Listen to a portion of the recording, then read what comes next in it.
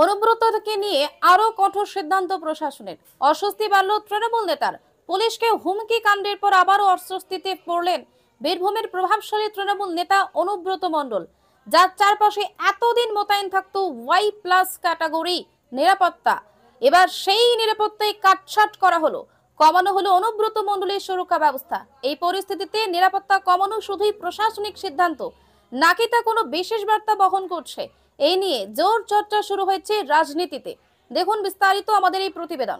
এই সবই এখন থেকে অতীত। রাজ্যের নির্দেশে যে সবই ছাঁটাই হয়েছে, কালো পোশাক পরা বিশেষ বাহিনীর বদলে এবার সাধারণ খাকি পোশাকের কর্মীরা থাকছেন অনুব্রতর নিরাপত্তায়, তাও কম সংখ্যায়। এই নিরাপত্তা হ্রাসের বিষয়টি যথেষ্ট তাৎপর্যপূর্ণ, কারণ সম্প্রতি একটি অডিও ক্লিপ ঘিরে ফের বিতর্কে জড়িয়েছে বীরভূমের প্রভাবশালী তৃণমূল নেতা। সেই অডিওতে এক পুলিশ অফিসারকে হুমকি ও অশ্রাব্য ভাষায় গালিগালাজ করতে শোনা যায় বলে অভিযোগ।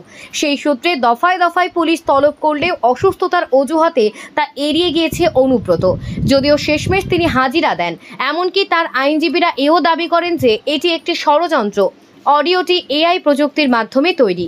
এ নিয়ে প্রথম থেকে বিজেপির তরফে তীব্র আক্রমণ শানানো হয়েছে অনুব্রতকে। এই পরিস্থিতিতে অনুব্রতের নিরাপত্তা কমানো শুধুই প্রশাসনিক সিদ্ধান্ত নাকি তা কোনো বার্তা দিতে চাইছে তৃণমূল, তাই নিয়ে রাজনীতিতে এখন জোর চর্চা শুরু হয়েছে। রাজনৈতিক মহলের দাবি, পুলিশ প্রশাসনকে প্রভাবিত করার অভিযোগে অভিযুক্ত অনুব্রত নিরাপত্তা হ্রাস করা আসলে দূরত্ব বাড়ানোর ইঙ্গিত। প্রসঙ্গত, এ বিষয়ে অবশ্য জেলার পুলিশ সুপার আমনদীপ মুখ খুলতে রাজি নন।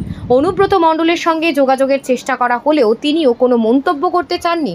এমনকি জেলা তৃণমূল কোর কমিটির সদস্যরা ওই প্রসঙ্গে স্পষ্ট কিছু বলেননি, বরং বিষয়টি এড়িয়ে গিয়েছেন।